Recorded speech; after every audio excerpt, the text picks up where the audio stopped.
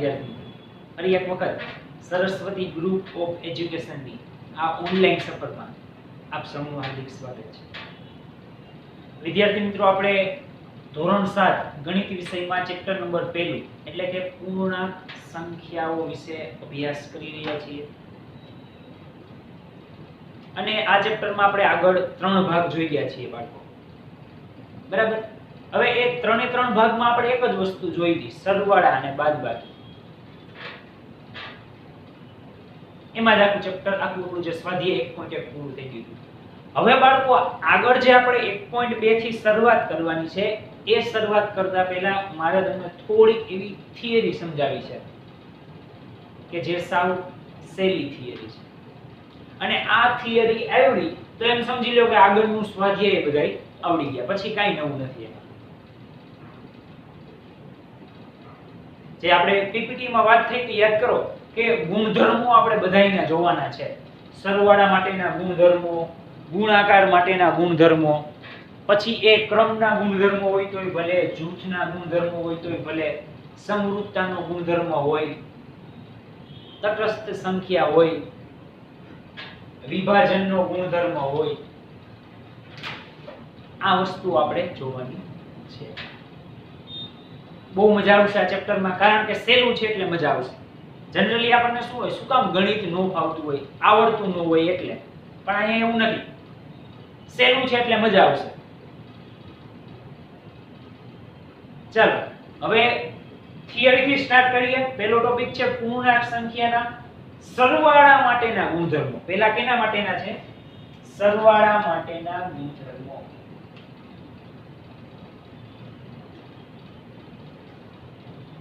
પૂર્ણાંક સંખ્યાના સરવાળા માટેના ગુણધર્મો છે। ઓકે, ચાલો હવે એના માટે જોઈએ, આ બધાય ગુણધર્મો સરવાળા માટેના જ છે। પછી આપણે ગુણાકાર માટેના ગુણધર્મો જોશું। પહેલો ગુણધર્મ જોઈએ સમરૂપતાનો ગુણધર્મ। નામ જોતા આપણને એમ થાય ઓહો આ સમરૂપતા ને શું છે, પણ ખાલી નામ જ અઘરા છે, બાકી બધું સહેલું છે। સમરૂપતાના ગુણધર્મમાં શું કીધું છે બાળકો કે પૂર્ણાંક સંખ્યાનો સરવાળો કરતા સંખ્યા પૂર્ણાંક જ મળે। 2 ને 2 4। હવે પૂર્ણાંક સંખ્યા શું છે એ આપણે પહેલા લેક્ચર થી જ ભણતા આવી છે। 5 ને 5 10, 5 એ પૂર્ણાંક સંખ્યા હતી, બીજી 5 એ પૂર્ણાંક સંખ્યા હતી, 10 મળ્યો એનો જવાબ, એ પણ પૂર્ણાંક સંખ્યા જ છે। સિમ્પલ, સમજણ? ખાલી આ નામ જ અઘરા છે, બાકી અંદર નિયમો કઈ અઘરા નથી। આ તો સમરૂપતાનો ગુણધર્મ કે બે પૂર્ણાંક સંખ્યાનો સરવાળો કરતા મળતી સંખ્યા પૂર્ણાંક જ હોય। પૂરું। બીજું જોઈએ ક્રમનો ગુણધર્મ, તો આ સહેલો છે। હવે સરવાળામાં શું હોય બાળકો, તમે a + b કરો કે b + a કરો, જવાબ સરખો જ આવે, પણ ખાસ હા કે બેય રકમ પ્લસ હોવી જોઈએ, એમાં કે માઈનસ ન હોવી જોઈએ। અહીં જો કે માઈનસ નથી, જો માઈનસ હોય તો જવાબ ચેન્જ થઈ જાય। દાખલા તરીકે હું એક એક્ઝામ્પલ લઉં, 32 + 8, તો 32 ને 8 40, પણ હું એમ લખું 8 + 32, તો જવાબ એ 40 આવે। આને a કયો કે આને b કયો, અથવા હવે a ને 8 કયો, b ને 32 કયો, જવાબ તો કેવો આવે? સરખો જ આવે। આ તો સાવ સિમ્પલ, આપણને ખબર જ છે। એટલે કે આને ક્રમનો ગુણધર્મ શું કામ કીધો? આ પહેલા ક્રમમાં લ્યો કે આ પહેલા ક્રમમાં લ્યો, જવાબ તો શું આવશે બેયનો? એક સરખો જ, એટલે એને ક્રમનો ગુણધર્મ કીધો। સાવ સિમ્પલ। એવી જ રીતના જોઈએ આપણે જૂથનો ગુણધર્મ। હવે જૂથના ગુણધર્મમાં શું છે, તો કે જૂથ શબ્દ સાંભળતા જ ખબર પડે જૂથ એટલે શું, તો કે આમ આપણે ક્યાંક શાક માર્કેટે કે ગયા હોય તો તમે જો અલગ અલગ જૂથ કરીને, ભાઈ ટમેટા આ બાજુ, બટેટા આ બાજુ, રીંગણા આ બાજુ, જૂથ કરેલા હોય ને એક જ રેકડીમાં અલગ અલગ જગ્યાએ, મરચા આમ, લીંબુ આમ, તો અહીંયા એ જ વસ્તુ કરવાની છે। પણ અહીંયા બબે ના જૂથ પાડી દેવાના। 3 હોય, એક a છે, એક b છે અને એક c છે. અહીંયા b અને c ને ભેગા કરી દીધા. અહીંયા a અને b ને ભેગા કરી દો. તો એ જવાબ તો તોય સરખો જ આવે. એમાં જવાબમાં કોઈ ચેન્જ થાય નહીં. એક એક્ઝામ્પલ જોવું છે, ચાલો જોઈએ. આપણે અહીંયા a બરાબર પહેલા ધારી લઈએ. a બરાબર 5, b બરાબર 3, c બરાબર 4 આ ઉધાર લઈએ. ચાલો હવે પહેલા આ કરીએ. a + b + c મૂકો આમાં. a એટલે 5, b એટલે 3, c એટલે 4. 4 ને 3 7, 7 ને 5 12. હવે આ સાઈડ ની જો. a + b + c. a એટલે 5 + b એટલે 3 + c એટલે 4. 5 ને 3 8 ને 4 12. આવી ગયા બેના જવાબ સરખા, વચ્ચે બરાબર છે. એટલે કે આ બેના જૂથ પાડો કે આ બેના જૂથ પાડો, જવાબ કેવો આવે? સરખો જ આવે. પણ અહીંયા મેં શું કર્યું? જૂથ પાડી નાખ્યા, બેને અલગ કરી નાખ્યા. આ જૂથ પાડ્યા એટલા માટે આ ગુણધર્મને શું કીધો? જૂથનો ગુણધર્મ. આ બધાય છે એ બાળકો સરવાળા માટેના જૂથના ગુણધર્મો છે. હજી આવા જ ગુણધર્મો ગુણાકાર માટેના આવશે. ત્યારબાદ આગળ જોઈએ. સરવાળા માટેની તટસ્થ સંખ્યા. વિચારો, સરવાળા માટેની તટસ્થ સંખ્યા શું હોય?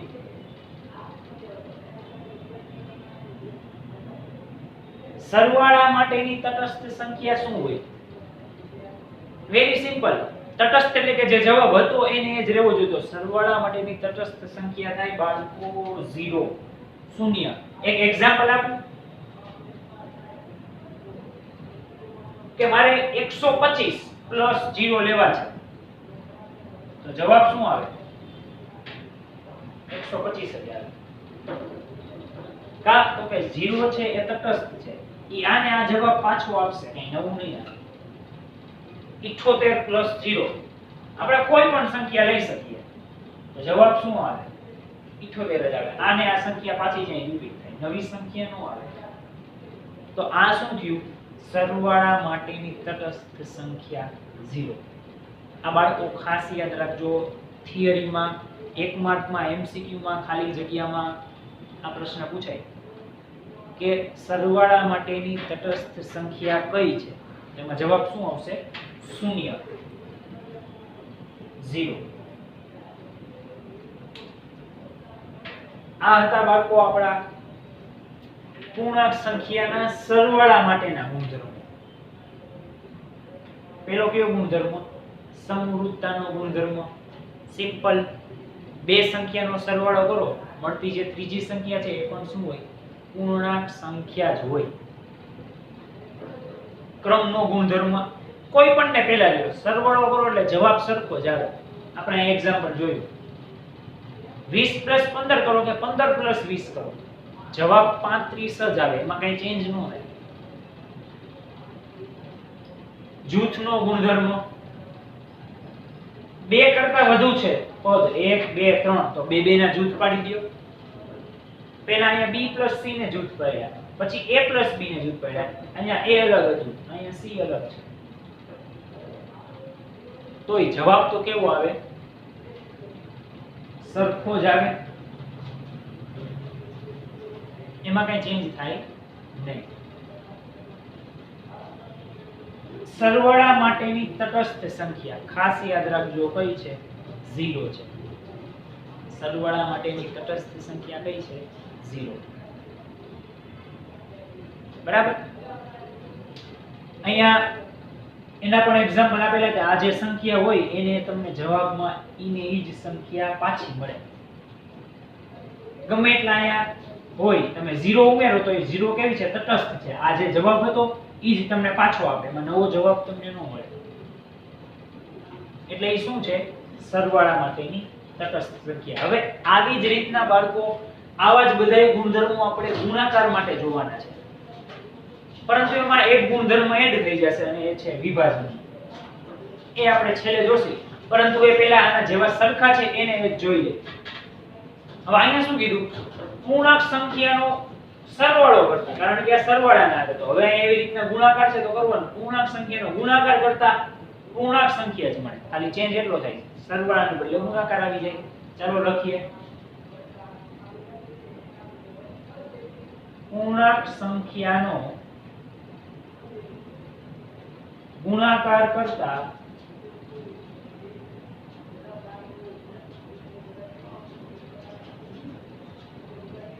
પૂર્ણાંક સંખ્યા જ મળે.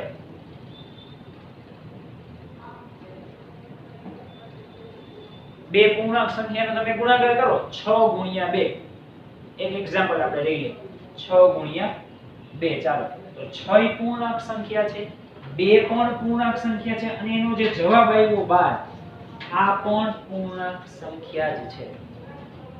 આ જસ્ટ એક એક્ઝામ્પલ લીધું, આવું તમે કોઈ પણ એક એક્ઝામ્પલ લઈ શકો. હવે બીજો ક્રમનો નિયમ, સેમ ઇઝ જેમ સરવાળા માટે ક્રમનો નિયમ હતો એવો જ ક્રમનો નિયમ ગુણાકાર માટે પણ લાગુ પડે. a ગુણ્યા b કરો કે b ગુણ્યા a કરો, જવાબ સરખો જ આવે. દાખલા તરીકે 3 ગુણ્યા 2 કરો કે 2 ગુણ્યા 3 કરો, જવાબ શું આવે? 6 જ આવે. 3 ગુણ્યા 2 6, 2 તેરી 6, જવાબ સરખો જ આવે. જેમ સરવાળા માટે હતું ઈ જ વસ્તુ અહીંયા અમુક વસ્તુ ચેન્જ થશે, ઈ તમને જણાવતો જઈશ. હજી તો ખાલી નિશાની જ ચેન્જ થાય છે. જો અહીંયા સરવાળો હતો તો અહીંયા ગુણાકાર આવી ગયો, અહીંયા પ્લસ પ્લસ હતા અહીંયા ગુણ્યા આવી ગયા, હજી કઈ ચેન્જ થયું નથી. સેમ ઇઝ જૂથનો નિયમ, આમાં એમ જ થાય, પેલા આ બેનું જૂથ પડે, a ગુણ્યા b ગુણ્યા c, પછી આ બેનું પડે ને આ એકલો રહી જાય, a ગુણ્યા b ગુણ્યા c. સિમ્પલ. પેલા આ બેનું જૂથ પડે, પછી આ બેનું જૂથ પડે, તો આ ભાગ રહી જાય. જેમ સરવાળામાં સેમ એ જ વસ્તુ ગુણાકારમાં, આમાં એમ જ થાય. ત્રણ સંખ્યા લ્યો, જેમ અહીંયા આપણે લીધી હતી a b c, આમાં ઈ થાય. અલ્ટિમેટલી ગુણાકાર તો ઈ ત્રણનો જ અંદર થવાનું છે. પહેલા આ બેનો થશે, પછી ત્રીજીનો થશે, બીજામાં આ બેનો પહેલા થશે પછી આનો થશે, પણ થાશે ગુણાકાર તો ત્રણેયનો એ ફાઇનલ જ છે. એટલે શું થશે? એનો જવાબ એ કેવો આવશે? સરખો, એટલે વચ્ચે શું આવે? બરાબરની નિશાની. હવે આગળ જોઈએ ગુણાકાર માટેની તટસ્થ સંખ્યા. હવે ચેન્જ થશે. જો હવે સરવાળા માટેની તટસ્થ સંખ્યા 0 હતી. શું હું 125 ગુણ્યા 0 કરું તો જવાબ 125 જ આવે? ના, તો જવાબ 0 આવે. તો મારે એને જવાબ જોતો હોય તો શું કરવું? તો એને ગુણ્યા 1 કરવાના. જો યાદ આવ્યું? યસ, કોઈ પણ સંખ્યા હોય એને ગુણ્યા તમે 1 કરો એટલે એ જવાબ પોતે ને પોતે પાછો રિપીટ થાય. કોઈ પણ સંખ્યા હોય, આપણે લઈ લઈએ 23. ચાલો બીજું એક્ઝામ્પલ, 23 ગુણ્યા 1 23, એને જવાબ આવ્યો. આપણે ગુણાકાર કર્યો છે સંખ્યા વડે, તો એ જવાબ એને ઈ જ આવે છે. તો કાં તો કે 1 છે, 1 ઈ ગુણાકાર માટેની તટસ્થ સંખ્યા છે. જેમ અહીંયા સરવાળા માટે શું છે? 0. તો આ પણ બાળકો ખાસ યાદ રાખજો. જેમ સરવાળા માટે મેં તમને કીધું કે જે તટસ્થ સંખ્યા છે એ સરવાળા માટે શૂન્ય છે, 1 માર્કમાં એમસીક્યુ માં ખાલી જગ્યામાં પૂછાઈ શકે. તો એવી જ રીતના આ ગુણાકાર માટેની તટસ્થ સંખ્યા 1 છે, તો ઈ પણ તમને 1 માર્કમાં એમસીક્યુ માં કે ખાલી જગ્યામાં પૂછાઈ શકે છે. ઓકે, એટલે આ વસ્તુ ખાસ યાદ રાખવાની છે. બે ચાલો, અહીંયા સુધી તો કોમન હતું બેમાં, પણ હવે આ એક જે ગુણધર્મ આવ્યો છે ગુણાકારમાં એ ખાસ અગત્યનો છે બાળકો. કયો ગુણધર્મ છે? વિભાજનનો ગુણધર્મ. એનો ગુણધર્મ વિભાજનનો ગુણધર્મ. હવે આ વિભાજનના ગુણધર્મોમાં શું છે? અહીંયા તમે લખ્યું એટલે તમને એમ થાય આ ચૂડીમાં શું છે? જો આના જેવું જ મિલતું જુલતું આવે, પણ ચેન્જ શું છે? અહીંયા નિશાનીનો ચેન્જ છે. જો અહીંયા ગુણાકાર હતો, અહીંયા સરવાળો થઈ ગયો, અને નિશાની ફરે એટલે આખું સેન્ટેન્સ કરી જાય પછી. બરાબર, હું એમ કહું 13 રૂપિયા છે મારી પાસે, ચાલો, પણ હવે આમ થઈ જાય તો 13 રૂપિયા ઘટે છે મારી પાસે. અહીંયા એ જ વસ્તુ છે, આ નિશાની ફરી ગઈ. જો નિશાની ફરી એટલે કઈ અઘરું થશે એવું નથી. જો આ તો સહેલું જ છે. હવે એની શોર્ટકટ ટ્રીક તમને સમજાવું. જો અહીંયા શું કીધું છે?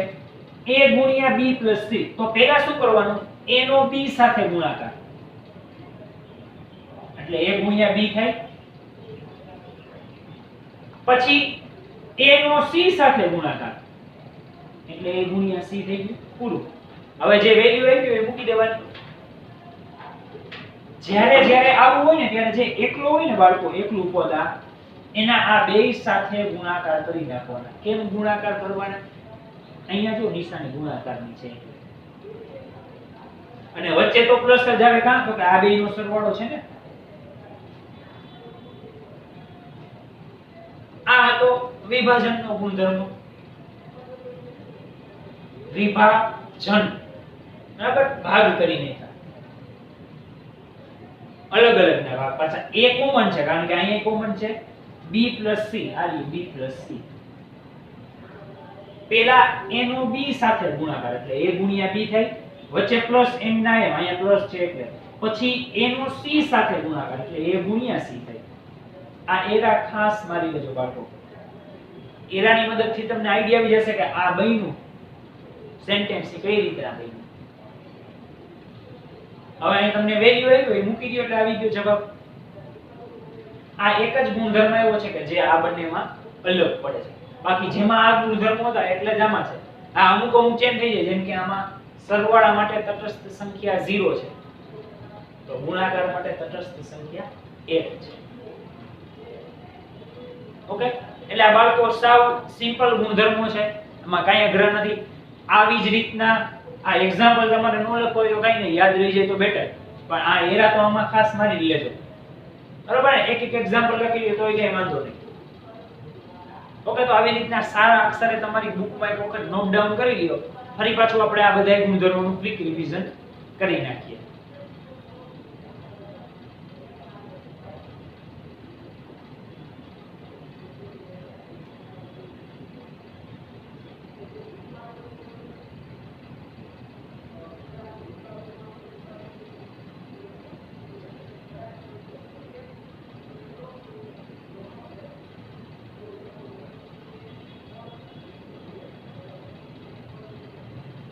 ઓકે બાળકો, તો આજના લેક્ચરમાં આપણે ઓન્લી થિયરી જ જોઈએ. શું કામ? આખો લેક્ચર થિયરી પાછળ જ. એનું કારણ છે કે જો આ થિયરી તમને વ્યવસ્થિત આવડી જાય તો આ સ્વાધ્યાયમાં હવે આગળ જેટલા પણ દાખલા આવવાના છે એમાં તમને કોઈ પ્રોબ્લેમ પડે નહીં. 4 આપણે ગુણધર્મો જોયા સરવાળા માટેના. કયા? પહેલો સમવૃત્તાનો ગુણધર્મ, બીજો ક્રમનો ગુણધર્મ, ત્રીજો જૂથનો ગુણધર્મ, અને ચોથું સરવાળા માટે તટસ્થ સંખ્યા. બરાબર? આ સાવ સિમ્પલ જૂથનો ગુણધર્મ. આવી રીતના જૂથ પાડો, ક્રમ, કોઈ પણ પહેલા ક્રમ લ્યો, સરવાળા માટે તટસ્થ સંખ્યા 0. આવા જ ગુણધર્મો આપણે ગુણાકાર માટે જોયા, પણ એમાં ગુણાકાર માટેની તટસ્થ સંખ્યા કેટલી હતી? 1. અને એમાં એક નિયમ વધારાનો હતો, અને જે છે વિભાજનનો ગુણધર્મ. એ પણ મેં તમને એરાની મદદથી વ્યવસ્થિત સમજાવી દીધો કે આ કઈ રીતના આવ્યું. બરાબર? આવી રીતના એરા યાદ રાખવાના. પહેલા આનો ગુણાકાર આની સાથે પ્લસ આનો ગુણાકાર આની સાથે. આ બેયમાં કોમન છે, કારણ કે આને બહાર કાઢ્યું છે ને એટલે આ કૌંસમાં છે. ઓકે, આવી રીતના આ થિયરી તમે સમજાવે. ધીમે ધીમે દાખલા કરશો એટલે તમને આપમેળે ખબર પડવા માંડે કે આ રકમ શું કહેવા માંગે છે, અને આવડી જશે, એમાં કોઈ પ્રોબ્લેમ નહીં થાય. ઓકે બાળકો, તો આજનો લેક્ચર એટલે કે પાર્ટ 4 અહીંયા સુધી રાખીએ છીએ. એઝ યુઝ્યુઅલ નો કે આ વિડિયોની સાથે એક વર્કશીટ પણ આવશે જે તમારે સારા અક્ષરે રફ બુકમાં લખવાની છે. બરાબર? તો અહીંયા સુધી રાખીએ છીએ. વધુ પાર્ટ 5 માં આપણે નવા સ્વાધ્યાય 1.2 થી શરૂઆત કરીશું. ધન્યવાદ.